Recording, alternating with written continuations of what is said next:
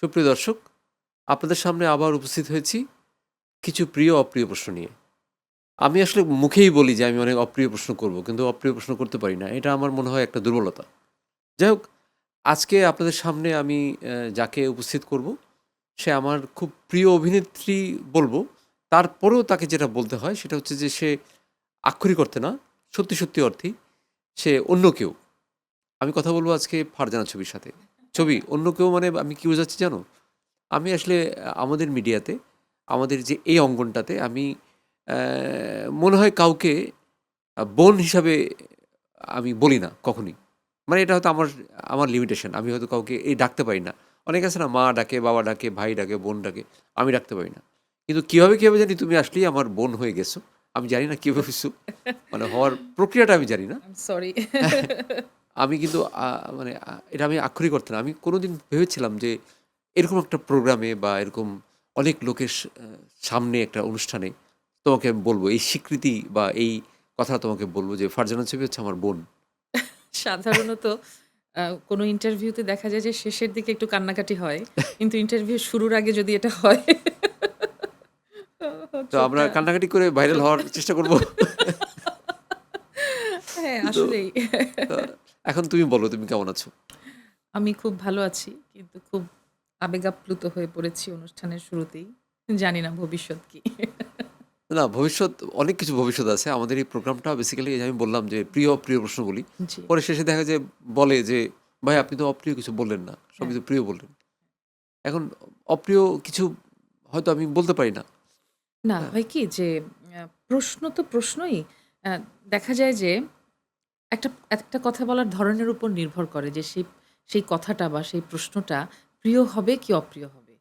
এখন আপনি যখন কথা বলেন, আপনার সাথে দেখা যায় যে সেই কথাটা আপনি হয়তো একটা কঠিন কথাকে সহজ করে বলবার যে ক্ষমতাটা বা রাখেন বা যে যোগ্যতাটা রাখেন, সেটার জন্য হয়তো বা এই সিটে যারা বসে তাদের কাছে সেটা সহজ হয়ে যায়। এমনও তো হতে পারে। না এটা হতে পারে। হ্যাঁ, কারণ আবার তুমি যেটা হচ্ছে আমি কিন্তু আবার এই প্রোগ্রামে হুম, এখন পর্যন্ত যাদের ইন্টারভিউ করছি, জি, সবাইকে আপনি করে বলতাম। মানে সবাই আমার সিনিয়র ছিল। আচ্ছা, আর তুমি যেহেতু বোন, তোমাকে তো আর আপনি বলতে পারছি না। জি, তোমাকে তুমি করে বলতে হবে। জি, এই ফার্স্ট কাউকে আমি তুমি করে বলছি। তো এটাও একটা মজার একটা ব্যাপার। এটা জি, অন্যরকম একটা জি, ফিলিংস এর ব্যাপার। জি, তো ছবি অনেক আড্ডা দিব। তো জি, কোথা থেকে শুরু করব এটা আমি জানি না। কিন্তু যেহেতু তুমি অভিনয় শিল্পী, হয়তো তোমার অভিনয়টা নিয়ে আমরা ১ম দিকে আলাপ আলোচনা করব। একটা ব্যাপার আমাকে মুকিত জাকারিয়া ভাই সেদিন বলছিল ফোনে যে, "আপনার গেস্ট কে?" আমি বললাম যে, "ফারজানা ছবি।" বলে, "সে তো খুবই ভালো অভিনেত্রী। আমার খুবই পছন্দের অভিনেত্রী। আপনি তাকে এই প্রশ্নটা করেন।" ওনার কাছ থেকে আমি প্রশ্নটা ধার করে নিয়ে আসছি। ওই প্রশ্নটা তোমাকে করব আগে। ইস! সে থ্যাংক ইউ। মুকিত ভাইকে অনেক, অনেক ধন্যবাদ। তো জি, উনি যে কোয়েশ্চেনটা করতে বলছিল যে, "তুমি মনে হয় আজকে থেকে আরো ১০-১২ বছর আগে একটা নাটক করেছিলে, যেটার মধ্যে প্রতিবন্ধীর ক্যারেক্টার করেছিলে। কি নাটক ছিল সেটা?" সীমানা পেরিয়ে মাতিয়া বানু শুকুর লেখা এবং ডিরেকশন। এবং এই গল্পটি একটি সত্যি ঘটনা অবলম্বনে শারীরিক এবং মানসিকভাবে কিছু প্রতিবন্ধকতার সম্মুখীন একজন মানুষ, তাকে নিয়ে এই গল্প। তার নাম শিউলি সাথী এবং শিউলি সাথীর চরিত্রে আমি নাম ভূমিকা অভিনয় করেছি। সীমানা পেরিয়ে অভিনয়ের মধ্য দিয়ে আমি মেরিল প্রথম আলোর সমালোচক পুরস্কারের সেরা অভিনয়শিল্পী হিসেবে নির্বাচিত হয়েছিলাম এবং তার চরিত্রটি করতে গিয়ে তিনি তো ১ম এ একেবারে শারীরিকভাবে আ শারীরিক অনেক ডিসএবিলিটি উনার ছিল। তো সেই ডিসএবিলিটিটা তো তখন আমি দেখতে পাচ্ছি না। তখন উনি অলরেডি উঠে দাঁড়িয়েছেন। তার বাবা-মার অনেক প্রচেষ্টা ছিল, তার নিজের প্রচেষ্টা ছিল। ব্যাপারটা অনেক চ্যালেঞ্জিং। তো আমি তার মধ্য থেকে তার প্রিভিয়াস যে স্টোরিগুলো, তার যে নিজেকে তৈরি করবার যে জার্নিটা, এটা জানবার জন্যে একটা দিন যথেষ্ট ছিল না। আমি ১ম এ ধূপখোলায় তার বাড়িতে গেলাম এবং তার সঙ্গে সারাটা দিন কাটালাম। ফিরে আসার সময় মনে হলো যে তাকে এবং তার সঙ্গ আমার আরেকটু প্রয়োজন। তার বাবা-মাকে বলে আমার সঙ্গে নিয়ে আসলাম এবং আমার বাড়িতে যখন তাকে নিয়ে এলাম, রাতে যখন আমরা একসাথে ঘুমাচ্ছি, তখন আমার বাড়ির সবার মাঝে একটু আশঙ্কা কাজ করছিল। কারণ তখনও উনি সম্পূর্ণ মানসিকভাবে সেটেলড না। এবং আমরা অনেক রাত পর্যন্ত গল্প করলাম এবং তার অনেক, অনেক কথা শুনলাম। পরদিন শুটিং। ঘুমালাম। কিন্তু রাত ৩:৩০ টার সময় উনি উঠে বসে গেলেন। বসে গিয়ে হঠাৎ খুব কাঁদতে শুরু করলেন। এবং তার জীবনের অনেক চড়াই-উতরাইয়ের কথা তার মনে পড়ছিল এবং সেই গল্পগুলো আমাকে বলছিলেন। এই যে তার সঙ্গে কাটানো সময়টা, এই সময়টার মধ্য দিয়ে আমি আমার পরদিনের সেই চরিত্রটির জন্য আমি তৈরি হয়েছি। তুমি কি রাত্রেবেলা ভয় পাইছিলা যে সে রাত্রেবেলা ঘুম থেকে উঠে তোমার গলা চেপে ধরে কিনা এরকম? আমার বাড়ির লোকেরা সেই ভয় পাচ্ছিলেন। আচ্ছা, কিন্তু আচ্ছা। আমার কেন যেন এই ভীতিগুলো হয় না। হয় নাই। আমার একটা খুব বদভ্যাস। অনেক দূরে কত দূর-দূরান্তে শুটিংয়ে যাই, কত মানুষের মাঝে যাই, কত ধরনের মানুষ, কত জীবনের মাঝে যাই। আমি কখনো কোনো কিছু নিয়ে কোনো আশঙ্কা বা ভয় আমার কাজ করে না। দেখা গেছে যে কোনো ক্যারেক্টারে সাপ ধরতে হবে, ধাপ করে ধরে ফেললাম। কোনো ক্যারেক্টারে হঠাৎ পানির মধ্যে জাম্প করতে হবে। আমি জানি আমি সাঁতার পারি না, কিন্তু ধাপ করে জাম্প করে দিচ্ছি। তো এটার জন্য মা, আমার বোন সবসময় সতর্ক করতেন যে, "এতটা ডেডিকেটেড মানে ডেডিকেটেড হও, কিন্তু একটু এত বেশি না। এত বেশি না, ভাবনা চিন্তাটা না, এটা মাথায় তো রাখো।" মেইন কথা কি যে আমার কাছে প্রধান যেটা মনে হয় যে অভিনয়টাকে বিশ্বাস করে যারা করে যে এটা আসলে আমার রিয়েল লাইফ, এটা কোনো অভিনয় না। এই ক্যারেক্টারটা হচ্ছে আমি। আমি তোমাকে নিয়ে কাজ করতে গিয়ে দেখছি যে তুমি আসলে ক্যারেক্টারকে বিশ্বাস করো। তোমাকে যদি বলি যে তুমি এই ক্যারেক্টারটা খুবই একটা মায়াময়, তুমি মায়াময় হয়ে যাও। আবার যদি বলি যে এটা একটা ফ্রড, তুমি দেখা যায় যে তুমি চেষ্টা করো যে ওই ক্যারেক্টারের মানে তাকে ফ্রড হওয়ার জন্য যা দরকার সেটা করো। এই বিশ্বাস নিয়ে অভিনয়টা বিশ্বাস নিয়ে করতে হয় বলে আমার মনে হয়। তো এখান থেকে আমার একটা কোশ্চেন জাগে আমার। তুমি কি আন্ডাররেটেড শিল্পী? এই কথাটা আমার কাছে মনে হয় যে অনেকে কথাটা বুঝতে পারে না। আন্ডাররেটেড বললে কথাটা নিয়ে মানে একটু বিব্রত হয়। তোমার যেখানে থাকার কথা তুমি এখানে নাই। এটা কি এবং মনে হয়? আমি মনে হয় যে আজকে যে আপনি আমাকে এই শব্দটা বললেন আমার ব্যাপারে, এটা আমার জন্য সম্মানের, অনেক প্রাপ্তির। কারণ আপনি একজন নির্মাতা এবং একই সাথে আপনি একজন দর্শকও। আপনি নির্মাণের দৃষ্টি থেকে কিংবা আপনার একজন দর্শক হিসেবে আপনার পয়েন্ট অফ ভিউ থেকে আপনি ভাবছেন যে আমার যেই ভালো কাজগুলোর মধ্য দিয়ে যাওয়ার কথা বা আমার যতটুকু প্রাপ্তি হওয়ার কথা, সেই প্রাপ্তিটা আমার হয়তোবা হয়নি। তার মানে আপনি আরও আশা করেন আমার জন্য যে আমাকে সেই অবস্থানটায় ভাবছেন। এটা অবশ্যই আমার জন্য আনন্দের এবং সম্মানের। তবে হয় কি যে life is not a race. আমার মনে হয় যে ছোট্ট একটা জীবন। আমি এমন কোনো রেস বা এমন কোনো স্যাক্রিফাইসের মধ্য দিয়ে কখনো যাইনি। জীবনে স্যাক্রিফাইসটা, যেমন আমি একটা ব্যালেন্সড লাইফ চেয়েছি। যে আমার কর্মজীবন, আমার ব্যক্তিজীবনে এমন অনেক কিছু, অনেক এফোর্ট দিয়েছি যখন যে কাজটা করি, আমি সর্বোচ্চ এফোর্টটা দেই। কিন্তু এমন অনেক ধরনের স্যাক্রিফাইস যে আমার ব্যক্তিজীবনে সময় দিতে না পারা কিংবা আমার কাছের মানুষদের কাছে না থাকা, এই স্যাক্রিফাইসগুলোর মধ্য দিয়ে আমি যাইনি। তো আমার কাছে মনে হয়েছে যে আমি অভিনয়টা করছি, যখন যে চরিত্রটা করব আমার সর্বোচ্চ চেষ্টা থাকবে। কিন্তু আমি আমার কাছের চারপাশের মানুষদের সময় দিতে চাই, আমি যত্ন নিতে চাই। আমি জীবনটাকে আমার মতো করে দেখি। না, আমার মনে হয় যে আমার সন্তানের যে বেড়ে ওঠা, সেটা দেখার মাঝেও আমার পরিণত হওয়াটা নির্ভর করছে তার উপরে। এবং সেটা দেখার মধ্য দিয়ে আমি সমৃদ্ধ হচ্ছি। একটু, একটু করে আমি আমার পরিপূর্ণতাটাকে পাচ্ছি। তো এই যে জীবনের সবকিছু মিলিয়ে জীবনের যে ক্যানভাসটা আঁকা, সেই ক্যানভাসটা আসলে আমি আমার মতো করেই এঁকেছি।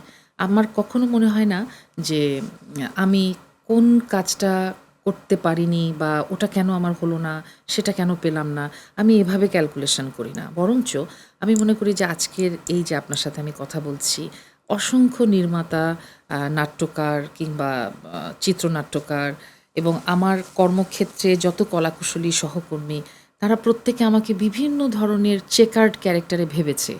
আমি এত ভিন্নধর্মী সব চরিত্রে অভিনয় করার সুযোগ পেয়েছি, এটার জন্যও আমি অনেক গ্রেটফুল আমার ইন্ডাস্ট্রির কাছে। এবং আমার পুরো কলাকুশলী, শিল্পী, ডিরেক্টর, রাইটার প্রত্যেকে কিন্তু আমাকে যেই সম্মানটা দিয়েছে, এটাও অনেক বড় প্রাপ্তি। না, কিন্তু মানে আমি যে কারণে বলেছি সেই কারণটা হচ্ছে যে তুমি খুবই ভার্সেটাইল একটা অ্যাক্ট্রেস। তুমি মানে অনেক মানে তোমার ক্যানভাসটা অনেক বড়। তুমি অনেক ধরনের ক্যারেক্টার তুমি সাহস করে করতে পারো। যেটা আমাদের পার্শ্ববর্তী দেশেও দেখা যায় যে যারা এই সাহসটা দেখায়, লাইক আমি তোমাকে বলি যে পঙ্কজ ত্রিপাঠী। হুম, পঙ্কজ ত্রিপাঠী মানে সে বলল যে সে যখন অভিনয় করতো টুকটাক, তখন সে কোনো একটা বড় একজন অভিনেতা তার হোটেলে আসছে। হোটেলের একজন এমপ্লয়ি ছিল। তার সাথে দেখা করতে মনোজ বাজপেয়ীর সাথে সে দেখা করতে গেছে। জাস্ট একবার গিয়ে হাত মিলাইছে তার সাথে। তো সে পরে বলল যে মনোজ ত্রিপাঠী বলতেছে যে, "আমি একটু হাত মিলাইছি, আমি জীবন ধন্য মনে করছি।" হুম। এখন মনোজ বাজপেয়ী তাকে যখন তার সেটে দেখে যে পঙ্কজ ত্রিপাঠী তার চেয়েও বড় শিল্পী হয়ে গেছে। তো এটা একটা কেমন একটা ব্যাপার না? মানে আর এখানে উম মানে এই যে শিল্পীর যে মূল্যায়নটা, জি। যেটা অন্যান্য কান্ট্রিতে হয়, আমাদের দেশে কি এটা হয় প্রপারলি? আমাদের দেশে এটা প্রপারলি হয় না। আমি আসলে কোনো ভনিতা করতে চাই না। আমি খুব পরিষ্কারভাবেই বলতে চাই যে আমাদের এর দেশে জন্য দায়ী কারা আসলে? আমাদের দেশে একজন শিল্পী যখন সত্যিকার অর্থে পরিণত হয়ে অনেক ভালো চরিত্রগুলোকে বুঝে করবার সময় আসে বা সত্যি, সত্যি একজন শিল্পী যখন পরিপক্ক হয়ে ওঠে, তখনই তার একটা রিটায়ারমেন্টের সময় হয়ে যায় আমাদের দেশে। এবং হয় কি যে খুব ছকবাঁধা কিছু চরিত্রে আমাদেরকে ভাবা হয়। এর বাইরে কোনো ধরনের এক্সপেরিমেন্ট করবার সুযোগই আমাদের এখানে নাই। এবং দেখা যায় যে একটা বয়সের পরে কিছু সীমাবদ্ধ কিছু চরিত্রে ভাবা হয় শিল্পীদেরকে এবং এর বাইরে আর কোনো চরিত্র ভাবনা বা জীবনে যে আমাদের চারপাশে এত এত মানুষের এত ক্রাইসিস, প্রত্যেকটা বয়সের মানুষের ভিন্ন ভিন্ন মানসিক এবং ভিন্ন ভিন্ন যাপিত জীবনের দর্শন, এই দর্শনগুলোর কোনো কিছুরই ইমপ্লিমেন্টেশন কিন্তু আমাদের এখানে নাই। না কিন্তু এখানে কি একটা ব্যাপার মনে হয় যে কোনো না কোনোভাবে দেখা যায় যে কিছু লোকজন বেশি সুযোগ পায়। এখন মানে তুমি কি তোমার কি মনে হয় যে তুমি যদি কোনো একটা সিন্ডিকেটে যুক্ত হতে পারতা, তাহলে হয়তো অনেক বেশি সুযোগ আসতো, ভালো কাজগুলো আসতো? যে ভালো কাজগুলো তোমার মনে হয় না যে এই ক্যারেক্টারটা আমি করতে পারলে খুব ভালো হতো? আসলে অত হিসেব নিকেশ করে কি শিল্পী হওয়া যায়? হওয়া যায় না কিন্তু। আমি তো আমি একজন শিল্পী হওয়ার জার্নিতে আছি এবং আমি সেই যে জার্নিটা করছি, এই জার্নিতে এত হিসেব নিকেশ করতে গেলে তো আমি আসলে মিডিওকার হয়ে যাই, তাই না না? হিসাব করতে বলছি না, কিন্তু যেমন ধরো আমি একটা ভালো একটা গল্প লিখেছি, আমি জানি গল্পটা খুব ভালো এবং এটা আমি বানাতে পারবো খুব ভালো, কিন্তু আমি যদি কোনো সিন্ডিকেশনে থাকতাম, তাহলে এটা আমি যে আমার গল্পটা মাথায় আসার সাথে সাথেই এটা হয়তো ইমপ্লিমেন্টেশন হয়ে যেত। আমাদের তো ইন্ডাস্ট্রিটা খুব বেশি বড় না এবং আগে শুধু নাটক ছিল এবং সিনেমার ভালো একটা সময় এসেছে এখন কিছুদিন আগে থেকে কয়েক বছর হয়। আর সেই সাথে ওটিটি প্ল্যাটফর্মটা যখন শুরু হলো তখন একটু ভালো বাজেটে ভালো এক্সপেরিমেন্টগুলো বা এক্সপেরিমেন্টাল কাজগুলোর সুযোগ আসলো। আমাদের কিছু নতুন নির্মাতা আসলেন এবং আমাদের কিছু সিনিয়র নির্মাতারাও নতুন করে তাদের ভাবনাগুলোকে ইলাবোরেট করতে শুরু করলেন। তো এই যে ছোট্ট ইন্ডাস্ট্রি, কাজ অল্প, সেই কাজের মধ্যে খুব গুটি কয়েক মানুষের কাছেই ভালো কাজগুলো যাচ্ছে। এই ভালো কাজগুলো নিয়ে যে একটু এক্সপেরিমেন্ট করা হবে বা প্রত্যেক শিল্পীকে ইকুয়ালি প্রত্যেকটা কাজে সুন্দরভাবে কাজে লাগানো হবে, সেই চেষ্টাটা আমাদের এখানে হয় না। হয় না? একদমই হয় না, না। আমি ওটিটির কথাই একটু আসি আগে। ওটিটি আমি তোমাকে দেখেছি, ওটিটিতে তুমি বেশ একটা ভালো অবস্থানে তুমি আছো। ওটিটি তুমি আমার মনে হয় যে কাজ করেছো কয়টা আমি এটা বলব না। আমি বলব যে রায়হান রাফির সাথে তুমি কাজ করেছো। বেশ রায়হান কিছু রাফি কাজ করেছি রায়হান আমি। রাফি ডিরেক্টর হিসেবে কিরকম? ডিরেক্টর হিসেবে মেধাবী এবং সবচেয়ে বড় কথা খুব কন্টেম্পোরারি ভাবনা নিয়ে কাজ করে। সমসাময়িক কাজগুলোকে সমসাময়িক চিন্তায়, তার চেয়ে বড় কথা হচ্ছে আ প্রযুক্তি যেমন পাল্টেছে, সময়ের সাথে সাথে আমাদের বিভিন্ন টেকনোলজিক্যাল সেক্টরগুলো চেঞ্জ হয়েছে। লাইট, ক্যামেরার কাজ সবকিছুতেই পরিবর্তন এসেছে। কিন্তু আমরা অনেকেই কিন্তু অভিনয়ের সেই যেই আগের ধারাটা, সেই ধারাটাতেই থেকে যাচ্ছি। কিন্তু সময়ের সাথে সাথে আমরা অনেক বেশি অথেন্টিসিটি চাই। আমরা অনেক বেশি রিয়েলিটিটা দেখতে চাই পর্দায় এবং গল্প, নির্মাণ সবকিছুর মধ্য দিয়ে এবং অভিনয় শৈলী সবকিছুর মধ্য দিয়ে একজন দর্শক কিন্তু সেই চরিত্রগুলোর যে জার্নিটা জীবনের, সেই জার্নিটা একই সঙ্গে করতে চায়। এখন দর্শক চায় যে একটা সিনেমা দেখছে, তিনি যেন পর্দার এপাশে না। দেখতে, দেখতে যেন তিনি পর্দার ভেতরে গিয়ে সেই যে চরিত্রগুলো দেখছেন, ওই চরিত্রগুলোর সাথে একই সাথে সেই জার্নিটা করুক জীবনের। তো সেজন্যে কি দরকার? অ্যাক্টিং থেকে শুরু করে প্রত্যেকটা সেক্টরে অনেক বেশি যেটাকে বলে অনেক বেশি রিয়েলিটি দরকার। না কিন্তু রায়হান রাফি তাহলে তুমি রায়হান রাফির কাজ করছো কয়টা? আমি বেশ কিছু কাজ করেছি। ওটিটিতে ৫-৬টা কাজ করেছি। আমি রিসেন্ট প্রেশার কুকার সিনেমায় অভিনয় করেছি। রিলিজ হলো এবার রোজার ঈদে। তো কাজ করতে গিয়ে আমার মনে হয়েছে যে ও অনেক সাবলীলতাকে প্রেফারেন্স দেয়। অভিনয়ের ক্ষেত্রে, ক্যামেরার কাজের ক্ষেত্রে, লাইট সবকিছু খুব ন্যাচারাল চায়। এই যে ন্যাচারাল অ্যাক্টিংটা এবং সবার কাজের যে এই সহজ সাবলীলতাটা, এটা রায়হান রাফিকে সবার কাছে গ্রহণযোগ্য করেছে। আরেকটা বিষয় আমাকে রাফি একদিন বলছিল যে, আপু আমার কথাটা খুব ভালো লেগেছে তাই আমি বলতে চাই।" আমাকে বলল যে খুব মন দিয়ে কাজ করছে এবং ও যখন কাজ করে ও খুব কনসেনট্রেশন দিয়ে কাজ করে। কাজের বাইরে কাজের সময়টায় ওর অন্য কোনো ভাবনা থাকে না। এটা আমার কাছে খুব ভালো লাগে। তো আমাকে বলছিল যে, "আপু, আমার যখন থেকে মনে হয়েছে যে এই জায়গাটাই আমাকে ঘরে ওই সময় ফিরতে হবে বা আমার যে কোনো নিয়মতান্ত্রিক জীবন না ভেবে আমার যখন মনে হয়েছে যে আমার এই সিনেমাটাই আমার জায়গা এবং এটাই আমার বসবাস, এটাই আমার জীবন, তখন থেকে আমি কাজ অনেক মনোযোগ দিয়ে করতে শুরু করেছি এবং আমার তখন আমি বুঝতে পেরেছি যে আমি এখানকারই মানুষ এবং এটা কিন্তু ওকে একটা মানে কি বলবো, ওকে একটা শক্তি দিয়েছে।" না, এটা মানে সে তার সম্পর্কে এটা অবশ্যই অনেকেই বলে। কিন্তু একটা ব্যাপার আমার একটু জানতে ইচ্ছা করে যে তার ফিল্মে কি বা ফিল্ম বা ওটিটিতে কি একটু ভায়োলেন্স বেশি থাকে? যদি আমরা চারপাশের রিয়েলিটি দেখাতে চাই, এমন গল্প যদি বেছে নেই, হুম। গল্প বিন্যাসের ক্ষেত্রে, গল্প বাছাইয়ের ক্ষেত্রে যদি ভায়োলেন্স থাকে তখন তাকে ভায়োলেন্সটা দেখাতে হয়। কিন্তু সব গল্পে ভায়োলেন্স আছে বলে আমার মনে হয় না।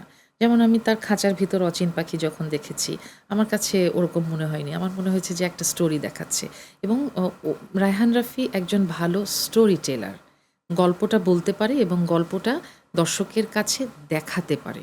তো শুধু গল্প বলাই সব না, দেখাতে পারার যেই যোগ্যতাটা, সেটাই আসলে তার জন্যে অনেক বেশি পজিটিভ হয়েছে আমি মনে করি। প্রেশার কুকারটা আমি দেখিনি এখনো। তো প্রেশার কুকারের হয়তো দেখব সামনে। প্রেশার কুকারের সম্পর্কে একটু তোমার কাছে জানতে চাই যে এটা প্রেশার কি কুকারে অনেক কিরকম? কিছু আছে, ভায়োলেন্স আছে এবং তোমার সেই ক্যারেক্টারটা যদি সাথে একটু বলতে যে আমার কিরকম? চরিত্র যদি বলি, আমি সেই চরিত্রের মানুষটাই হয়েছিলাম। যতটুকু সময় যেটুকু অভিনয় করেছি। প্রেশার কুকারে আমি খুব স্বল্প বিস্তারের একটি চরিত্রে কাজ করেছি। তবে বলা যায় ইট ওয়াজ এ গেস্ট অ্যাপিয়ারেন্স। বাট যতটুকু সময় আমি পর্দায় ছিলাম, যেই দর্শকই আমাকে দেখে সিনেমাটি দেখে বেরিয়েছে, সেই দর্শকরা প্রত্যেকেই কোথাও না কোথাও আমার নামটি লিখেছেন। আমার চরিত্রের কথাটি এসেছে। তার মানে দর্শকের মনে জায়গা করে নেবার জন্যে একটি সিনেমায় বা একটি নাটকে অনেক বিস্তৃত ক্যারেক্টার না, বরঞ্চ অর্থপূর্ণ চরিত্র জরুরি। আমার ক্ষেত্রে একটা ব্যাপার হয় দাদা, কখনো, কখনো কোনো একটা চরিত্রের একটি সংলাপও আমাকে কনভিন্স করে। আবার কখনো, কখনো বিশাল একটা চরিত্রও আমাকে কোনোভাবে কনভিন্স টানে করতে না। পারে না, টানে না। দেখা গেল যে হয়তো একটি সংলাপও না, এমনও হতে পারে যে একটা ছোট্ট শর্ট, যেই শর্টটায় আমি কনভিন্স হয়েছি। প্রেশার কুকারের ক্ষেত্রে তাই হয়েছে।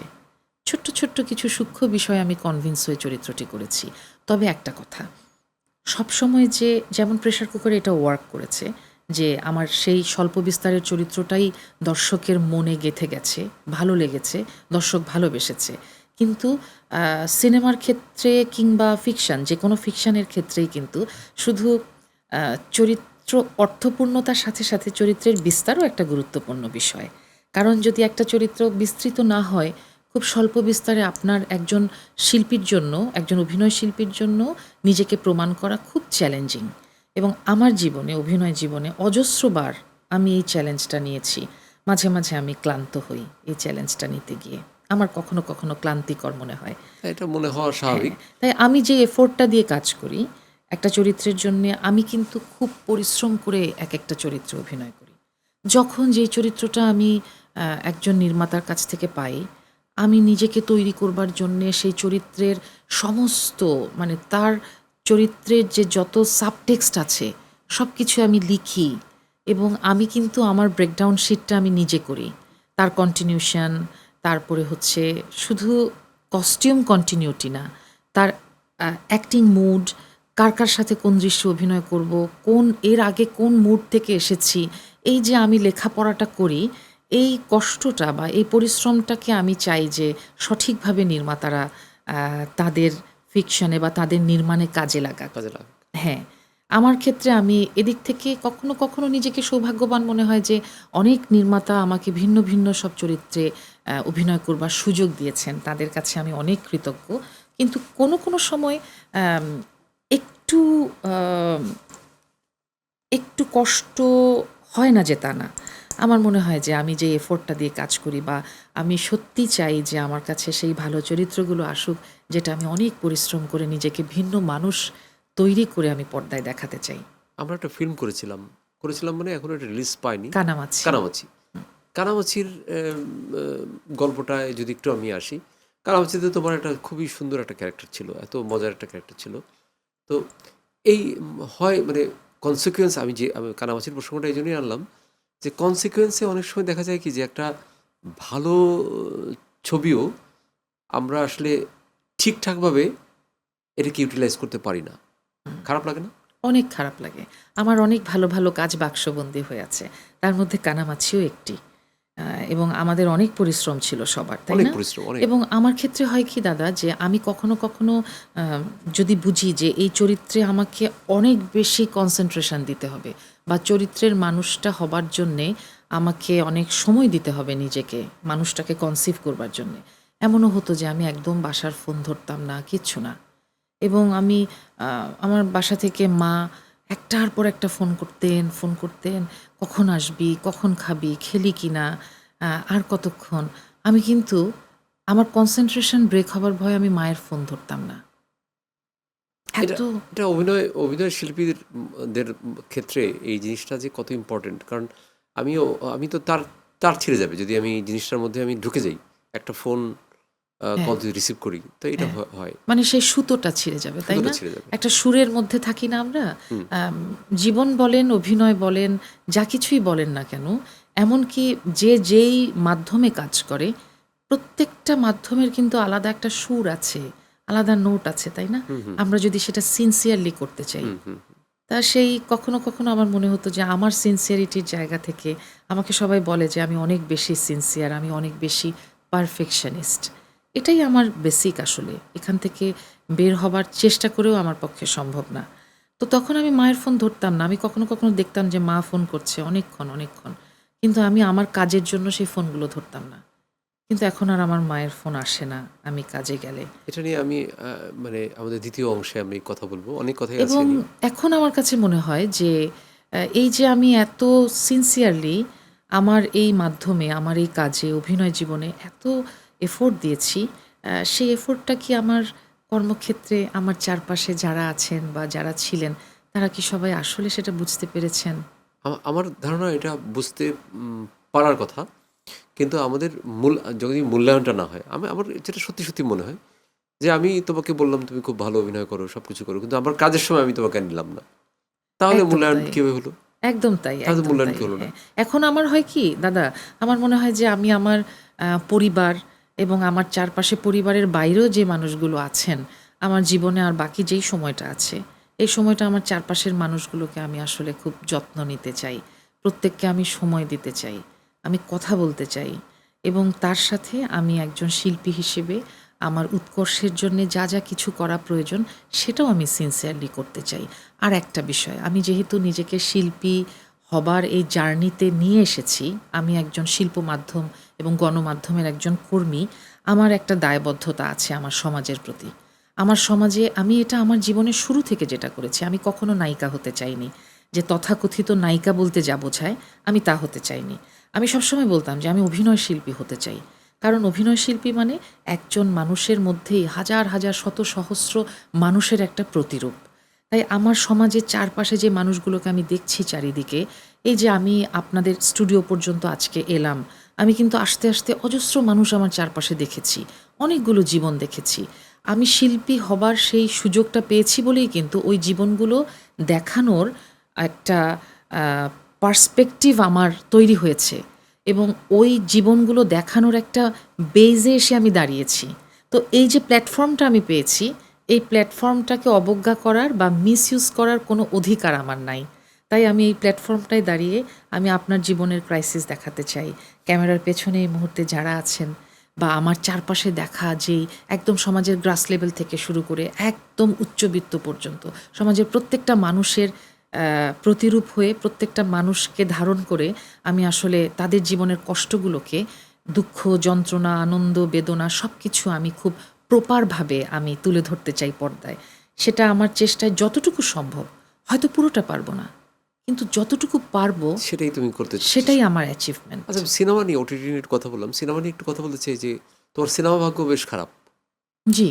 মানে সিনেমা তুমি কটা সিনেমা করছো এই পর্যন্ত? যেমন আমি সিনেমা ভাগ্য বিজয়নগরের আ জমিদার। হ্যাঁ, একদম তাই। দেখা গেছে যে ওটা কিন্তু সিনেমা ছিল না। না, এটা তো আমরা জানি, এটা তো মজা, এমন আমরা হয়েছে মজা যে করি। একটা টেলিছবি করতে গিয়ে কখনো, কখনো আ তার আগে পেছনে আরো কিছু দৃশ্য জুড়ে দিয়ে একটা সিনেমা করে ফেলছে অনেকে। এটা কিন্তু একটা সময় খুব হচ্ছিল। চালু আইটেম ছিল। খুব চালু ব্যাপার ছিল। কিন্তু আ দেখা যেত কি 2-3 দিনের মধ্যে শুটিং শেষ করে ফেলতেছে। একদম তাই। এবং সেই কাজে আমাদেরই আরো অনেক প্রতিভাবান শিল্পীদের আমি দেখেছি।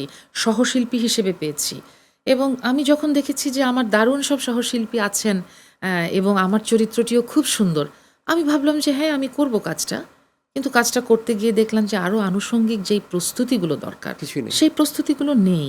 এটা এবং এই ঘটনাটা শুনতে চাই আমি। এই বিজয়নগরের নাকি জয়নগরের হ্যাঁ, জমিদার। এটা এবং কিভাবে কি আরেকটা হলো? ব্যাপার কি যে মাঝখানে উম একটা সময় বেশ আ এরকম একটা সময় তৈরি হয়েছিল যে যার টাকা আছেন তিনি নাটক সিনেমা প্রডিউস করতে চলে আসছেন। বিভিন্ন জায়গা থেকে। মানে মনে হচ্ছিল যে আ আমার অর্থ আছে মানেই আমি বিত্তশালী মানেই হচ্ছে যে আমি শিল্প মাধ্যমে নাটক সিনেমা বানাতে পারবো। আসলে তো ব্যাপারটা তা না। আপনার আমাদের শিল্প মাধ্যমে আমাদের নাটক সিনেমা বা আমাদের বাংলার যে সংস্কৃতি এটার অনেক ঐতিহ্যবাহী একটা ইতিহাস আছে। সেই ইতিহাস আপনাকে জানতে হবে এখানে কাজ করতে হলে। আপনি খুব বেশি না জানেন, অন্তত আপনার সেই প্র্যাকটিসের মধ্যে থাকা জরুরি, তাই না? কিংবা সম্মান জিনিসটাও হয়তো ওইভাবে করে, যেমন অ আমি দেখেছি এরকম ২-৪ জনের কাছে। অবশ্যই সবাইকে বলছি না। তারা খুবই এই ব্যাপারটাকে, এই আমাদের এই মিডিয়ার জায়গাটাকে তারা খুব আ কি বলবো? তারা খুব সস্তা মনে করে যে খুব এটা কি কোনো ব্যাপার না। এরা কি পড়াশোনা করছে না কি করছে? এরকম আইডিয়া করে অনেকে আসছিল। হ্যাঁ? আমি কি মিথ্যা বললাম কথাটা? একদম, একদম ঠিক বলেছেন। আরেকটা বিষয় কি যে শুধু আমি মনে করি, আমি জানি না আমার সাথে আ একমত হবেন কিনা। শুধু একাডেমিক লেখাপড়াই যথেষ্ট নয়। এবং আপনি নাটক, সিনেমা বা নির্মাণ নিয়ে আপনি অনেক বড় ডিগ্রিধারী হয়ে এলেন। কিন্তু আপনার আসলে বাস্তব কোনো প্র্যাকটিস নাই বা আপনার কোনো বাস্তব দর্শনটা নাই। তাহলে কি একটা ভালো কাজ সম্ভব? আর আ সম্ভব না। অভিনয় বলেন, নির্মাণ বলেন কিংবা এই যে এখানে যারা লাইট করছেন, এখানে যারা ক্যামেরায় কাজ করছেন, যিনি সেট করেছেন, তাদের প্রত্যেকের ক্ষেত্রে কিন্তু অবজারভেশনটা অনেক জরুরি। জীবন দেখা, জীবন জানা এবং মানুষের মাঝে না গেলে আসলে জীবন জানা যায় না। এবং এ কথাটা বলেছিলেন আমার বাবা যে, "তুমি যত মানুষের মাঝে যাবা, তত তুমি মানুষ জানবা আর মানুষ জানার মধ্য দিয়ে তুমি জীবন জানবা।" এবং এই কথাটাই কিন্তু তখন তো আর জানতাম না যে আমি শিল্পী হব বা আমি অভিনয় শিল্পী হব। তখন না এই কথাটাই কিভাবে যেন একদম অবচেতনে গেঁথে গিয়েছিল। তখন তখন থেকেই আমার মানুষ দেখার একটা নেশা আমার মধ্যে কাজ করত। এবং আমি মানুষের সাথে কথা বলে মানুষকে বোঝা, মানুষের যে ইনার সেন্স, একজন মানুষের ভেতরে যে আরেকটা মানুষের বসবাস, সেই জানার প্রতি আমার একটা আগ্রহ তৈরি হয়। জানার প্রতি আগ্রহ, এটা আমি শুনতে পারলাম। এর মধ্যেই আমাদের আসলে মানে কথা বলতে একটা ব্রেকের সময় চলে আসছে। এই ব্রেকের পরে আমরা আসলে যেটা নিয়ে আলোচনা করব বা যেটা নিয়ে আমরা আসলে গল্প করব, আড্ডা দিব, সেটা হচ্ছে কিছু ব্যক্তিগত ব্যাপার। কিভাবে নাটকে এলে, কিভাবে এই এখন আছো, সেগুলো নিয়ে কথা বলব। টেবিলের ওপাশে যদি এত দারুণ কথা বলা এবং গল্প করার একজন মানুষ থাকে তাহলে গল্প আর ফুরোবে না। খুবই সিনেমা ভাগ্য নিয়ে কথা সিনেমা হচ্ছিল। ভাগ্য নিয়ে কথা বলছিলাম। ওই যে বিজয়নগরের জমিদার নিয়ে এবং কথা আমি বলছিলাম। বলছিলাম কি যে দেখা গেছে যে আমি অনেক প্রস্তুতি নিয়ে একটা সিনেমায় কাজ করলাম। সেই সিনেমাটা অতটা দর্শকের কাছে পৌঁছায়নি। আবার যেই সিনেমাটি দর্শকের কাছে অনেক দূর পৌঁছে গেছে, সেখানে হয়তোবা আমার চরিত্রের বিস্তার, বিস্তৃতি আম আমার জন্যে আনন্দের না। বা আমি হয়তো চেয়েছি যে আমি আরো অনেক এফোর্ট দিয়ে একটি ভালো চরিত্র করি। তো সেই চরিত্র হয়তোবা আমি সেখানে পাইনি। তো এটা হয়তোবা শুধু আমার ক্ষেত্রেই যে হয় তা নয়। অনেক শিল্পীদের ক্ষেত্রেই এমনটা হয়, হতে পারে। তবে আমি এখনো আশাবাদী যে আমি অনেক ভালো, ভালো চরিত্র দর্শকদের উপহার দেব। ট্রেন্ডি নাটক চলছে এখন। তো তোমাকে ট্রেন্ডি নাটকে কম দেখা যায়। আমি ট্রেন্ডি নাটকটা করতে চাই না। একদম কোনোভাবেই চাই না। অনেক নাটকের মধ্যে আজকাল খুব গালাগালি থাকে। এখানেও দেখা যাচ্ছে না কেন? আমি বাজে শব্দ বলব না। আমি বাজে শব্দ আ বলতে যেটাকে বোঝায় ilogically বলব না। কিন্তু যদি বড় পর্দায় কোনো চরিত্র যেই চরিত্রটি একদম আমার চারপাশে দেখা সত্যিকারের যেই চরিত্র, সেই চরিত্রের জন্যে প্রয়োজন হলে সেটা লজিক্যালি যদি আসে, তখন আমি সেই শব্দ আমার চরিত্রের প্রয়োজনে আমি যদি মনে করি যে আমার সেই চরিত্র করতে গিয়ে আমি যখন চরিত্রটাকে কনসিভ করব, অটোমেটিক্যালি লজিক্যালি সেই কথাগুলো আসছে, সেটুকুই বলব। কিন্তু আননেসেসারিলি শুধুমাত্র বলার জন্যে বলা, ডাবল মিনিং কথাবার্তা ডাবল মিনিং কথা কিংবা দর্শককে সুড়সুড়ি দেওয়ার জন্যে বলা, এটা আমি কখনোই করতে চাই না। না, আমার কাছে মনে হয় কি, দেখো যে মানে টিভির ক্ষেত্রে যে এটা তো ড্রয়িং রুম মিডিয়াই অনেকটা বলা যায়। আমি তো আমার ফ্যামিলির আমার ছেলে মেয়েও তো দেখতে পারি। এবং এখানে খুবই দারুণ একটা প্রসঙ্গে আমরা এসেছি। হুম। আমাদের কিছু, কিছু নাটক নিয়ে আমার আমার বাচ্চার স্কুলে একদিন আমাকে ডাকলেন এবং বললেন যে অন্য আরেকটা বাচ্চার রেফারেন্স দিয়ে বললেন যে, "আমরা তো" আমার বড় ছেলের কথা, যে "অভিরূপকে আমরা খুব পছন্দ করি। আমরা চাই যে অভিরূপ ওর সাথে খুব একটা না মিশুক।" আমি বললাম, "কেন?" বলল যে, "ও আসলে টেলিভিশনের একটা নাটক দেখে অনেক বাজে, বাজে শব্দ বলে।" এবং নাটকটির নামও আমাকে জানালেন। আমি একজন অভিনয় শিল্পী হিসেবে আমি সেদিন ভীষণ লজ্জিত হয়েছিলাম। না, এটা আমাকেও অনেকে, যেমন হ্যাঁ। আমাকে গত সপ্তাহে একজন লোক বলছে যে আপনাদেরও নাটকের মধ্যে গালাগালি করেন, অশ্লীল গালাগালি করেন, এবং গালাগালির মধ্যে একটা শব্দ যোগ করে দেন, একটা টুট দিয়ে দেন, হ্যাঁ, কিন্তু সবই বোঝা যায়। এবং নাটক আমরা দেখি কারা? আমরা নিশ্চয়ই আমাদের বেডরুমে, ড্রয়িং রুমে, লিভিং রুমে বসে বাড়ির সবাইকে নিয়ে নাটক দেখি। সেক্ষেত্রে অবশ্যই নাটকের নির্মাতা, নাটকে যারা শিল্পী কলাকুশলী আছেন, তাদের প্রত্যেককেই সচেতন হতে হবে যে আমরা আসলে আমাদের সোসাইটিতে, আমাদের সমাজে কী বার্তা ছড়িয়ে দিচ্ছি। আমাদের বাংলাদেশের ইতিহাস, আমাদের বাংলার সংস্কৃতি, বাংলা ভাষার সংস্কৃতি, বাংলা ভাষার একটা গৌরবময় ইতিহাস আছে। আমাদের ২১শে ফেব্রুয়ারি হচ্ছে সারা পৃথিবীতে আন্তর্জাতিক মাতৃভাষা দিবস হিসেবে পালিত হয়। তো তারপরে আমাদের যদি এরকম অশ্লীল কথায় তাহলে চলে যেতে আমরাই হয়। যদি ভাষার এই বিকৃতি করি, তাহলে তো এর চেয়ে দুঃখজনক আর না, কিছু আবার নেই। যেমন আমি একটু একটা প্রসঙ্গে যাই, যে নতুন আবার একটা ট্রেন্ডও চালু হচ্ছে যে জনপ্রিয় কিন্তু এটার মধ্যে অশ্লীলতা নেই, কোনো একটা ফ্যামিলির গল্প আছে, যে রাজের একটা নাটক, এটা আমাদেরই গল্প। এটা আমি দেখতাম না, হঠাৎ করে আমি দেখা শুরু করলাম, দেখি যে না, খুব ফ্যামিলিরই গল্প, একদমই পরিবারের গল্প। হুম। তা আমরা তো আসলে এই নাটকগুলোই করতাম আগে, যখন সিরিয়াল এবং করতাম। ঘুরে ফিরে কিন্তু আমরা আমাদের দর্শকরা জীবনের গল্পটাই দেখতে চায়। আমাদের দর্শকরা তাদের পরিবার, তাদের সমাজ এবং চারপাশে যে লাইফগুলো আছে সেটার রিফ্লেকশন পর্দায় দেখতে চায়। একটা সময় পরিবার কিন্তু পরিবার প্রথা বা পরিবার নিয়ে গল্প একদম হারিয়ে যাচ্ছিল। তারা এখন তোমাকে পেয়ে একটা জিনিস ভালো হয়েছে না, তোমার কাছে আমি বলি যে চ্যানেলস কর্তৃপক্ষকে বলো যে আপনারা ভালো ভালো সিরিয়াল বানান। তো বানানো উচিত না? সুযোগ অবশ্যই। সুযোগ পাওয়া গেছে। হ্যাঁ, যেহেতু অবশ্যই। আমরা চ্যানেলসে টক শো করছি, তো চ্যানেলস সরাসরি একটু বলে দাও। তো বলে ভালো হয় যে আমাদের আসলে আপনারা আমাদেরকে, মানে আমরা তো বানাবো, আমরা জি, অভিনয় করব, জি, কিন্তু জি। ব্যাক এন্ডে তো তাদেরকে থাকতে হবে। একটা বিষয় কি যে শুধু চ্যানেল এস বলেই না, প্রত্যেকটা চ্যানেলকেই আ প্রত্যেকটা চ্যানেল বা যারা নির্মাণের সঙ্গে জড়িত আছেন, সংশ্লিষ্ট যারা আছেন, তারা সবাই যদি এদিকটায় একটু সচেতন হন।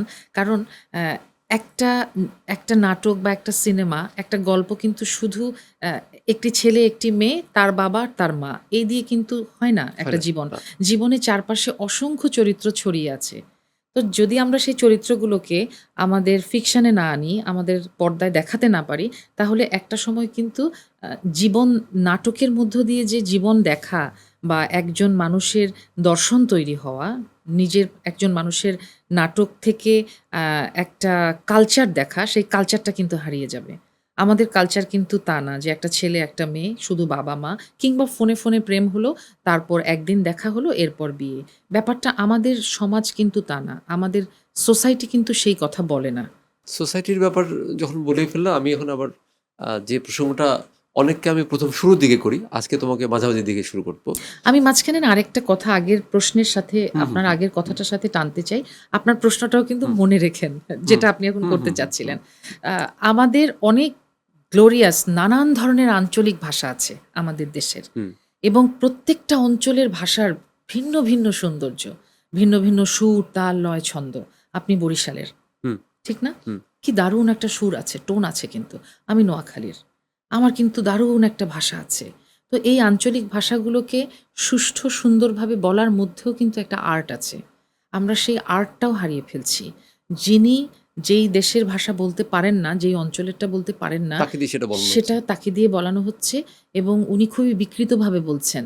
এবং দেখা যাচ্ছে যে আঞ্চলিক ভাষাগুলোকে শুধুমাত্র লোক হাসানোর জন্যে ব্যবহার করা হচ্ছে। এই ব্যাড প্র্যাকটিসটা থেকে আমাদেরকে এখনই বেরোতে হবে। আমরা আঞ্চলিক ভাষাগুলোকে আমাদের কালচারটা দেখানোর জন্য খুব প্রপারলি ইমপ্লিমেন্ট করা খুব জরুরি। আমাকে এই যে ইসে থেকেই মানে যখন আমি প্রোগ্রামটা ডিজাইন করছিলাম, তখনই আমাকে বলা হয়েছিল কি যে, "ফারজানা চুপি আপার দেশের বাড়ি না নোয়াখালী, উনি খুব ভালো বলে। উনার কাছে ২ টা লাইন একটু শোনেন না আমাদের জন্য। তুমি একটু ২ লাইন শোনাতে পারবা?" হ্যাঁ, অবশ্যই ২ লাইন বলব। কিন্তু হুম, আপনি এত মানে আমরা একটা সুন্দর জায়গায় এমন একটা বিষয় নিয়ে কথা বলছি যে আমার বলতেও ইচ্ছে করছে কথাগুলো। আমরা চলতি ভাষা আ বলবার মানে কথ্য ভাষা হুম, বলার একটা প্রচলন এখন আমাদের নাটকে। হুম, হুম। হ্যাঁ, সেই কথ্য ভাষাটা আমি সেটের বাইরে গিয়ে আপনার সাথে গল্পের ছলে, আড্ডার ছলে অবশ্যই বলতে পারি। যে, "ভাইয়া খাইছি, চা খাইছি, আপনি খাবেন?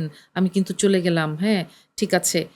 কিন্তু যখন আমরা এমন একটা প্ল্যাটফর্মে কথা বলবো, যেই প্ল্যাটফর্ম থেকে একদম শিশু থেকে বৃদ্ধ পর্যন্ত প্রত্যেকটা বয়সের মানুষ আমাদেরকে দেখবেন, আমাদেরকে অনুসরণ করবে এবং আমাদের সংস্কৃতির একটা মানদণ্ড তৈরি করবার দায়িত্বটা যখন আমার আপনার উপর এসে পড়বে, তখন আমাদেরকে অবশ্যই সচেতন হতে হবে।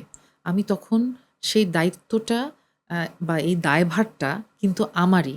আমি যদি এটা নেগলেক্ট করি, তাহলে কিন্তু আজকে আপ আজকে আমার, আপনার এবং আমাদের ভবিষ্যৎ প্রজন্ম কিন্তু এফেক্টেড হবে। আমাদের একটা প্রজন্ম জানবেই না যে আমাদের বাংলা ভাষার, বাংলা শব্দের সৌন্দর্যটা কতখানি? সৌন্দর্যটা কতখানি। রাইট।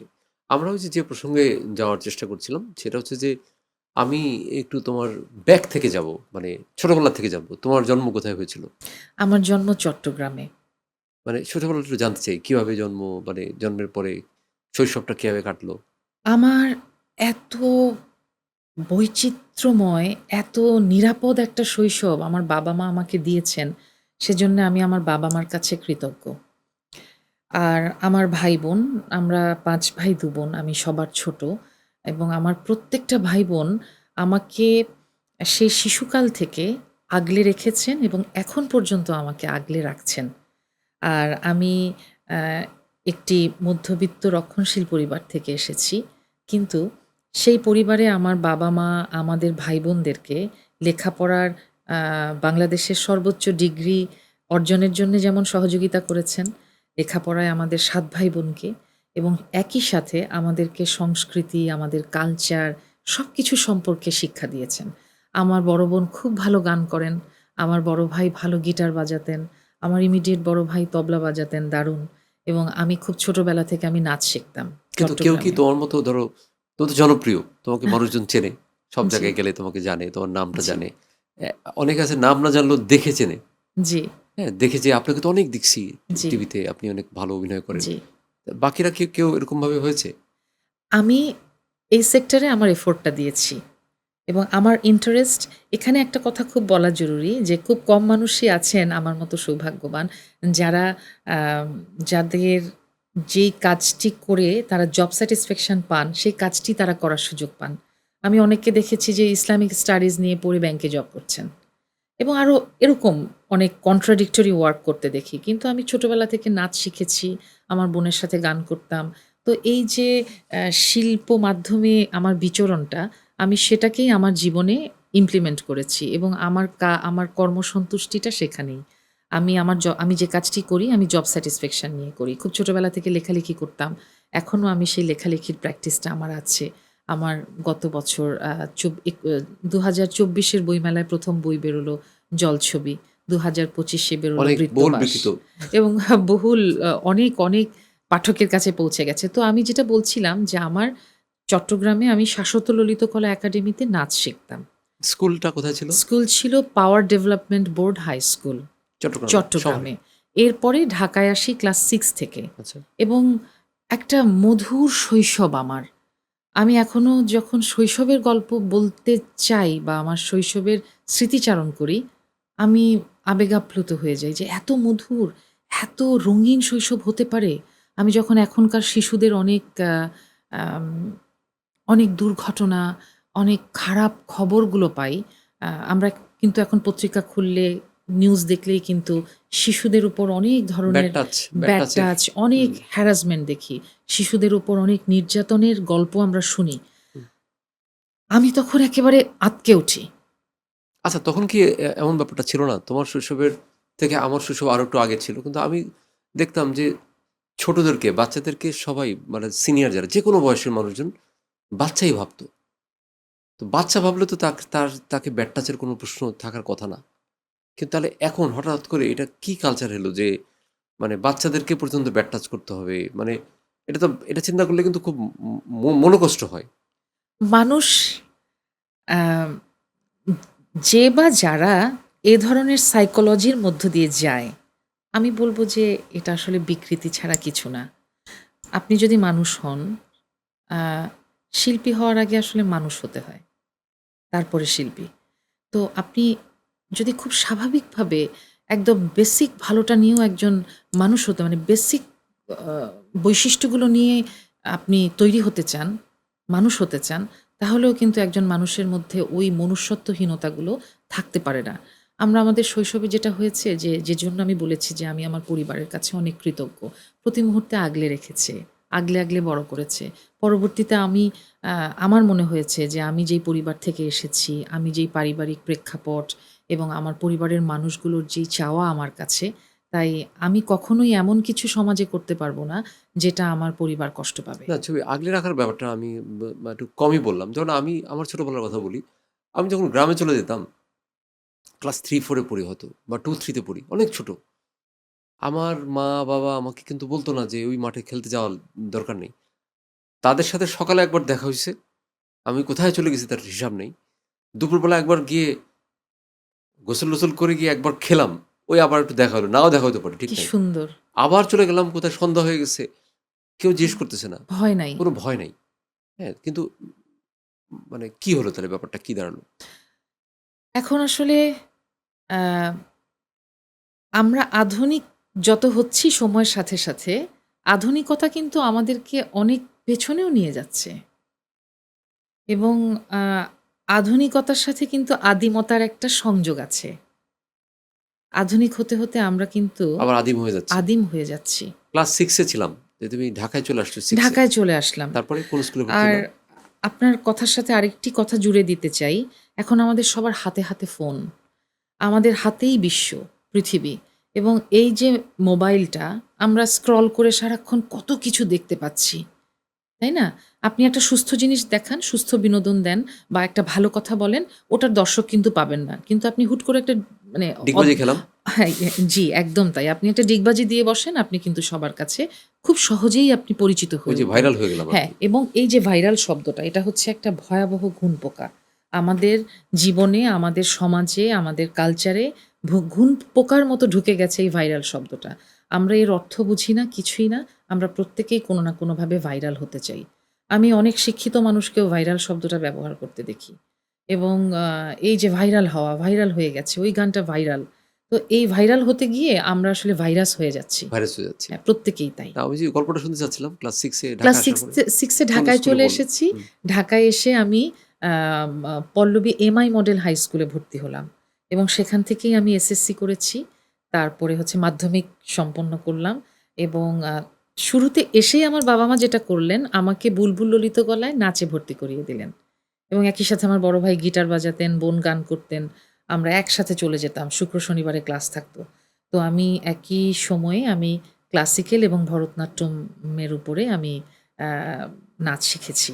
তোমার আ কাছে গান শুনবো একটা শেষের দিকে গিয়ে একটা খালি অবশ্যই, গলায়। অবশ্যই কিন্তু এবং তারপর আমি আমার উচ্চ মাধ্যমিক করলাম কোথায় সেটা? আদমজী ক্যান্টনমেন্ট কলেজ থেকে। ও খুব ভালো কলেজ। তারপর আমি বিজনেস ম্যানেজমেন্ট নিয়ে অনার্স মাস্টার্স করেছি ঢাকা কমার্স কলেজ থেকে।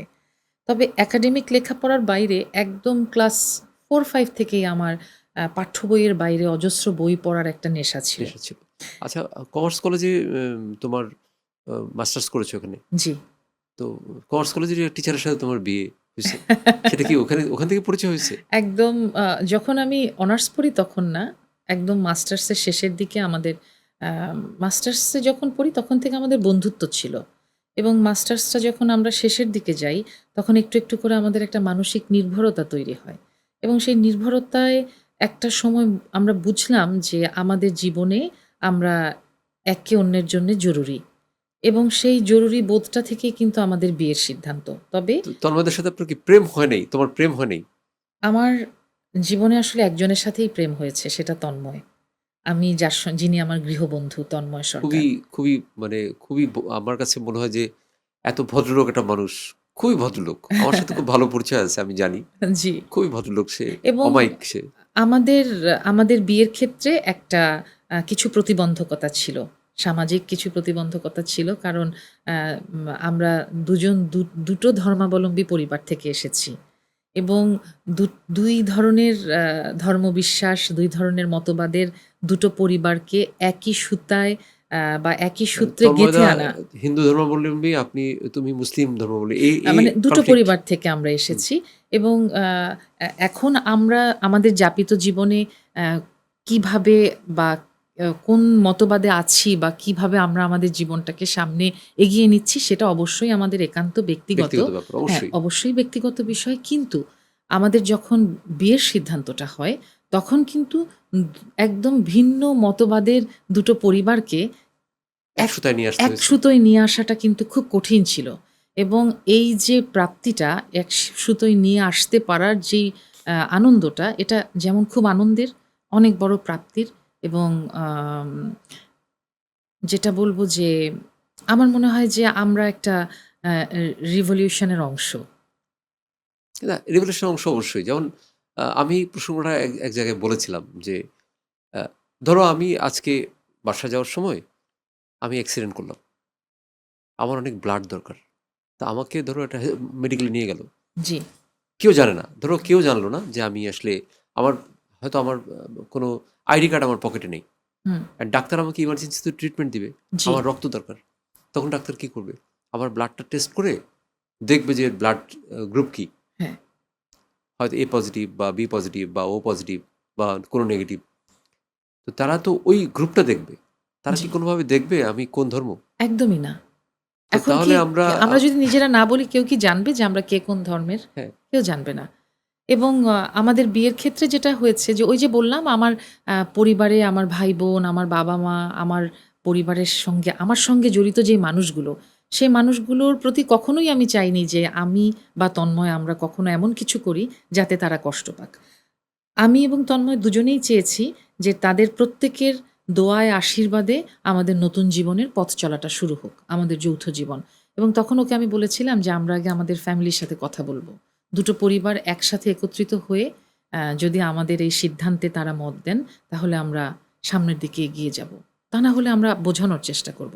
এবং আমাদের বিয়ের সবচেয়ে আনন্দের ব্যাপার হচ্ছে একই বিয়েতে যেমন শাঁখা সিঁদুর পরে অনেক অতিথি ছিলেন, সেই সাথে হিজাব পরে অজস্র অতিথি ছিলেন। তাই আমার মনে হয় যে আমাদের শিল্পাঙ্গনে এভাবে মিউচুয়াল আন্ডারস্ট্যান্ডিং এর মধ্য দিয়ে এরকম বিয়ে, আয়োজনের বিয়ে খুব একটা হয়নি আমাদের আগে। না সেটা মানে আমি শুনেই আমার ভাল লাগছে। এই ব্যাপারটা জেনে ভাল লাগছে এবং তোমাদের তো ২ ছেলে এখন। জি। তোমাদের ৪ জনের জন্য অনেক শুভকামনা এবং আমি তোমাদেরকে দেখে অনেক ভাল লাগে সবসময়। অভিরূপ, হ্যাঁ, আরহাম সরকার অভিরূপ এবং অনির্বাণ সরকার অদ্রিক আমাদের ২ ছেলে। আমার মনে হয় কি যে আমি একজন অভিনয় শিল্পী। আম আমার কর্মজীবনে আমি আমার অভিনয় সত্তাকে যেমন আমি প্রতিদিন একটু, একটু করে উৎকর্ষের দিকে নিয়ে যাই। নিজেকে ভাঙা গড়ার মধ্য দিয়ে নতুন মানুষ হিসেবে নতুন রূপ দেই। ঠিক তেমনি আমার ২ সন্তানকে যত্ন নিয়ে সময় দিয়ে তাদের মধ্যে মনুষ্যত্ব বোধটা দেয়া আমার দায়িত্ব। একজন মানুষ হিসেবে মানবিক গুণগুলো তাদের মধ্যে বুনে দিয়ে আমি তাদেরকে তৈরি করে দিয়ে যেতে চাই। এরপরে বাকি জীবনটা তারা তাদের নিজেদেরকে আবার তৈরি করবে। খুবই সুন্দর কথা। এটা খুবই সুন্দর কথা। আর সন্তানের মধ্য দিয়ে আ নিজেকে চেনা যায় তো। নিজেকে চেনা যায়। হুম। আর জীবনের সবচেয়ে বড় শিক্ষাই কিন্তু তারা, জানেন? আমার সামনে একদম শিশু থেকে যে মানুষটি ১ম এ এপাশ থেকে ওপাশ হতে পারে না, সে মানুষটি ছোট্ট থেকে একজন মানুষ একটু, একটু করে বেড়ে উঠছে। তার চিন্তা চেতনা, নতুন, নতুন ভাবনা আমি যে দেখছি প্রতিদিন, আমি কিন্তু তাদের মধ্য দিয়ে আমিও পরিণত হচ্ছি। এবং তুমি দেখবা যে তোমাকে কিন্তু তারা বলে, "তুমি এটা বোঝো না। হুম, এটা তো এরকম হবে।" হুম। লিটারালি আমি জানি না। আসলেই তাই। এবং আমি দেখা যায় আমার একটা ফোনের কোনো একটা কিছু ঠিক করব, মানে আমি পারছি না। হুম। এই ফোনটা হচ্ছে না। আমি এটা টাইপ করব, টাইপটা হচ্ছে না। এটা যাচ্ছে না। তা আমি আমি কিন্তু আমার মেয়েকে গিয়ে বলতেছি, ও মুহূর্তে আমি অনেকক্ষণ চেষ্টা করছি কিন্তু ২০ মিনিট চেষ্টা করছি, ০.৫ ঘন্টা চেষ্টা ও করছি। মুহূর্তেই ঠিক করে ও এক দিচ্ছে। এক মানে এক সে মানে কি বলবো ১ মিনিটও লাগলো না। 30 সেকেন্ডের মধ্যে দেখে টেকে বলো এটা তো সোজা জিনিস নাও। আমি আমার ছেলেদের খুবই কাছ অবাক থেকে, লাগে। আমার ছেলেরা খুব ছোট এখন, একজন ক্লাস 2 তে পড়ে, একজন ক্লাস 3 তে। আমি কিন্তু ওদের কাছ থেকে অনেক কিছু শিখি প্রতি মুহূর্তে। একদিন আমার বড় ছেলেকে নিয়ে, অভিরূপকে নিয়ে আমি বাইরে থেকে ফিরছি। ফিরতে গিয়ে আমরা যেই অ্যাপার্টমেন্টে থাকি, সেই অ্যাপার্টমেন্টটা 12 তলা। সে উপর থেকে পুরো অ্যাপার্টমেন্টটা দেখে আমাকে বলল, "দেখো মা, এইখানটায় কত মানুষের হাসি, কান্না, আনন্দ, বেদনা, কতগুলো মানুষের কত অনুভূতি, তাই না?"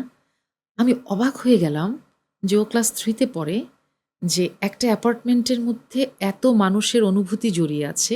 ও বলল যে, "হঠাৎ করে যদি একটা ডিজাস্টার হয়, ভূমিকম্প হয়, এই সবগুলো অনুভূতি কি হারিয়ে যাবে মা? শূন্যে মিলিয়ে যাবে?" মানে কত সুন্দর করে সে উপস্থাপন ভেবেছে, করাটা। মানে সে কিন্তু মানুষ হারাবে, সেই সাথে মানুষের অনুভূতিগুলো যে শূন্যে মেলাবে, সেটা সে বুঝতে সেটা পারছে, সে সেটা বুঝতে সে পারছে। ভাবছে। চিন্তা করা যায় এটা কি ধরনের হ্যাঁ, একটা। এবং আমি এত অবাক হয়ে তার কথা শুনলাম, আমি হয়তোবা আমার কোনো লেখায় তার এই কথাটা আনবো। তাহলে অবশ্যই আনা উচিত। নিশ্চয়ই আমি তার কাছ থেকে শিখছি, তাদের কাছ থেকে প্রতি মুহূর্তে শিখছি। অবশ্যই আনা উচিত। তুমি এবং আমি আসলে আমি প্রায় ৬ মাস, তুমি প্রায় ১ বছরের বেশি একটা বিষয় নিয়ে ট্রমার মধ্যে আছি। আমি নিজেও ট্রমার মধ্যে থাকি প্রতি মুহূর্তে। প্রতি মুহূর্তে। হয়তো এই যে এখন কথা বলছি, আমি ভুলে আছি। এজন্য আমি বেশি, বেশি কাজ করতে চাই। সেটা হচ্ছে কমন একটা ব্যাপার মা। আ আমার মাও এই মুহূর্তে হয়তো এই পৃথিবীর কোথাও নেই। সেমটা তোমার জন্যই হয়েছে। তোমার ক্ষেত্রে হয়েছে এবং তোমার সাথে আমার এটা নিয়ে, এই যে তোমাকে আমি বোন বলার জন্য বলি না, কিন্তু আক্ষরিক অর্থে বলি না। মন থেকে বলি, ফিল থেকে বলি। মনে হয় যে তুমি আমার হয়তো, আমার কিন্তু নিজের কোনো বোন নেই। হ্যাঁ? তো আ আমি আমার কাছে মনে হয় যে তুমি যখন আমার কাছে বলো, মায়ের কথা বলো, মাকে নিয়ে কথা বলো, অনেক বলো যে আমি আসলে এই দুঃখের কথাটা আমি তোমাকে বলতে চাই। এই যে কথাটা বলল, তখন আমার কাছেও মনে হয় আমি বলতে, বলতে বলে ফেলি তোমাকে যে আসলে এই যে মানে মায়ের আ ফিলটা, মায়ের অনুভূতিটা। কালকে রাতের বেলাও আমার মনে হলো যে আ পৃথিবীতে সবকিছুই চলছে। আমিও চলতেছি। আমি আম একটা সুন্দর একটা শার্ট কিনে পড়তেছি। আমি টিভিতে উপস্থাপনা করতে চলে আসতেছি। গল্প করতেছি, কফি খাচ্ছি, আড্ডা দিচ্ছি। সব ঠিক আছে। কিন্তু মা আর ফোন দেয় না। কখনোই ফোন হয়তো সে দিবে না। হ্যাঁ? তো মায়ের এই যে, এটা আমার মায়ের কথা বললাম। আমার মায়ের জন্য আমার ফিলটা বললাম। বললাম না, আমি জাস্ট একটুখানি করলাম। সেইম আমি তোমাকে দেখছি যে আ অনেকেই তো আমি নিজে দেখেছি যে বাবা-মাকে খোঁজই নেয় না। আমার পরিচিত অনেক লোক দেখছি। বা হয়তো একটু এই ঠিক আছে মানে, কিন্তু এটা কি তুমি শিল্পী সেজন্য তুমি এরকম আবেগপ্রবণ? নাকি তোমার আসলে তোমার মায়ের কথা তোমার কাছে শুনতে চাই। আম প্রত্যেকের বাবা-মাই প্রত্যেকের কাছে অনেক, আম অনেক শ্রদ্ধার, ভালোবাসার। আমি সরি, আমি তোমাকে অনেক মানে তোমাকে কাঁদিয়ে ফেললাম। মানে আমি খুব সরি। প্রত্যেকের বাবা-মাই তার কাছে সেরা। আমার বাবা-মা আমার কাছে পৃথিবীর সেরা। আমরা খুব সাধারণভাবে বড় হয়েছি। আমাদেরকে আমার বাবা খুব সৎভাবে, খুব সততা দিয়ে, নিষ্ঠা দিয়ে আমাদেরকে বড় করেছেন। আমাদেরকে চাকচিক্যের জীবনের প্রতি কোনো লোভ লালসা করতে শেখায়নি। আমাদেরকে জীবনবোধে পরিপূর্ণ করার চেষ্টা করেছেন। বাবা-মা দুজনেই। এবং আম আমার বাবা যখন মারা গেলেন, ৯৯ সালে বাবা মারা গেছেন। তখন তো আমি অনেক ছোট। আমার তখন মনে আছে আম্মা পাশে বসে আমাকে বুকে জড়িয়ে ধরে বললেন যে, "আমি তোমার বাবা এখন, আমি তোমার মা।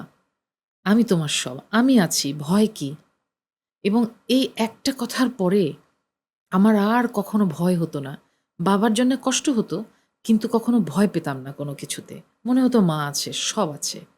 এবং আজকে এই মুহূর্তে আমি যখন এখানে বসে আছি এবং আমি যতক্ষণ পর্যন্ত যেই পথটা পেরিয়ে এখানে আসছিলাম, প্রতি মুহূর্তে, প্রতিটা ক্ষণে আমার সবসময় মনে হয় যে আমার মা আছেন।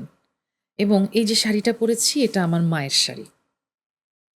এবং এই শাড়ি মার, এবং এই চুড়িগুলো মা কিনে দিয়েছিলেন। এরকম প্রতিদিন এই আংটিটা আমার মায়ের দেয়া, এবং প্রতিদিন প্রতিটা মুহূর্তে আমি যখন যেখানে আমি শুটিং করি বা আমি বাইরে যাই বা আমি ঘরে থাকি, সারাক্ষণই কিছু না কিছু আমার শরীরে, মনে আমার মা লেপ্টে আছে। এবং আমি যখন পথ চলি, আমার যেই ছায়াটা পড়ে, ওই ছায়াটাই আমার আম্মা। এবং আমি বিশ্বাস করি যে আম্মা আছেন। আমি কিন্তু একা, একা কথা বলি। আমি হয়তো মালাটা পরছি বা শাড়িটা পরছি। জিজ্ঞেস করি, "আম্মা এটা পরবো না ওটা? আম্মা চুলটা কি এভাবে বাঁধবো? আচ্ছা আম্মা এখানে কি এভাবে ক্লিপ আপ করবো?" কারণ আমাকে সবসময় আম্মা তৈরি করে দিতেন। এবং এই যে সেফটি পিনটা, শাড়ির এই পিনটা আম্মার। আমাকে সবসময় শাড়িটা পরেই বলতাম, "আম্মা এই পিনটা।" তো আম্মা এসে লাগিয়ে দিতেন পিনটা। গলায় এটা না, কানে এটা না, এভাবে করে ঠিক করে দিতেন। এখন অবশ্য আমাকে আমার গৃহবন্ধু তন্ময় আ ভালোবাসা নিয়ে, মায়া নিয়ে আমাকে সেই সহযোগিতাটা করেন। যেমন আজকে বেরোচ্ছি বলছিলেন যে, "এই মালাটা পরো" বা শাড়িটা একটু ঠিক করে দেয়া। সেটা আমার সৌভাগ্য। তো মায়ের কথা বলছিলাম। তো আমি বিশ্বাস করি যে আম্মা আছেন এবং আছেন এই বিশ্বাসটা নিয়েই আমি আসলে পৃথিবী থেকে চলে যেতে চাই। যেই দিন যে মুহূর্তে আমার মনে হবে যে আম্মা আসলে এই পৃথিবীতে নাই, আসলে সেই দিনটা আমার জন্য দুর্বিষহ হবে। আমি তারপরে আসলে বেঁচে থাকাটা কঠিন। আর আমার জীবনে যেটা হয়েছে যে প্রত্যেকের বাবা-মাই তো সন্তানের জন্যে অনেক অবদান রাখেন, অনেক, অনেক, অনেক কষ্ট করেন। কিন্তু আমার বাবা-মায়ের কষ্টটা না একটু অন্যরকম ছিল। আমার শিল্পী হয়ে ওঠার পেছনে, আমার লেখাপড়া বা আমার পুরো তৈরি হওয়ার পেছনে আমার মা তার জীবনের সমস্ত মেধা, সমস্ত চেষ্টা এবং সমস্ত স্যাক্রিফাইস করেছেন আমার জন্যে। যাই হোক, এমনকি আমি মানে যখন মা হলাম, আমার মা হওয়ার গল্পটাও কিন্তু সহজ করে দিয়েছেন আমার আম্মা। মানে আমার মা না হলে, মা যদি আমাকে অ্যা সেই সময় সাপোর্ট না দিতেন, আমার মা হওয়ার গল্পটা এত, কিছুই এত কিছুই আনন্দময় কিছুই হতো না। কিছুই হতো না। আমার সন্তান জন্ম হবার ৩ মাস পর থেকেই আমি আবার অভিনয় শুরু করেছি। আমার মা সেই ৩ মাসের শিশুকে কোলে নিয়ে শুটিংয়ে বসে থাকতেন মনিটরের পাশে। ঢাকা ইউনিভার্সিটিতে শুটিং করছি কার্জন হলের ওখানে। গাড়িতে আম্মা বাচ্চা কোলে নিয়ে বসে থাকতেন। আমি একটা শট দিতাম, তারপর বাচ্চাকে ফিড করাতে আমাদের আসতাম। আসলে অনেক কথা ছিল। মায়ের সম্পর্কে অনেক কথা, প্রসঙ্গ অনেক কিছু আমরা করতে পারতাম। সময়ের কাছে আমরা বন্দী। এইটা নিয়ে আমরা অনেক কথা বলতে চাই। আরেকটা প্রোগ্রাম করতে চাই। করব আমরা হয়তো। মাকে নিয়ে আলাদাভাবে একটা প্রোগ্রাম করব। এখন আমাদের সময় যেহেতু প্রায় শেষ, তুমি যদি ছোট্ট করে একটা গান গাইতে পারো, একটু দর্শকদের জন্য, যদি সম্ভব হয়, তাহলে তারপরেই আমরা শেষ করে দেব। খালি গলায় একটু যদি গাইতে। গান। হুম। খোলা আকাশ কি অত ভালো লাগতো যদি কিছু কিছু মেঘ নাই ঢাকতো। বলো জীবন কি সুন্দর হতো এমন যদি একটুও ব্যথা নাই থাকতো। যদি সারাক্ষণ থাকতাম সামনে, আমি দেখতাম আর আমার দাম নেই। জানি মাঝে মাঝে আড়ালে না হারালে ওই মন কি অমন মনে রাখতো। চমৎকার, চমৎকার, চমৎকার! আমাদের সময় শেষ হয়ে গেল। ছবি, অনেক ধন্যবাদ তোমাকে। কষ্ট করে আমাদের চ্যানেলে চলে আসছো এজন্য। অনেক মজার আড্ডা দিলাম। তাহলে আমরা এখনকার মতো শেষ করে ফেলছি। আপনাকে ধন্যবাদ, চ্যানেল এসকে ধন্যবাদ এবং যারা আমাকে আজকের এই অনুষ্ঠানে আমন্ত্রণ জানিয়েছেন, সবাইকে অনেক, অনেক ধন্যবাদ। শুভকামনা। দর্শক, এতক্ষণ কথা বললাম আমাদের প্রিয় অভিনেত্রী ফারজানা ছবির সাথে। অনেক মজার আড্ডা দিলাম, গান শুনলাম, অনেক আবেগতাড়িত কথা হলো। সামনে আমরা হয়তো অন্য কোনো অতিথির সাথে আবার কথা বলব, আমাদের কিছু প্রিয় অপ্রিয় প্রশ্ন নিয়ে। সবাইকে ধন্যবাদ।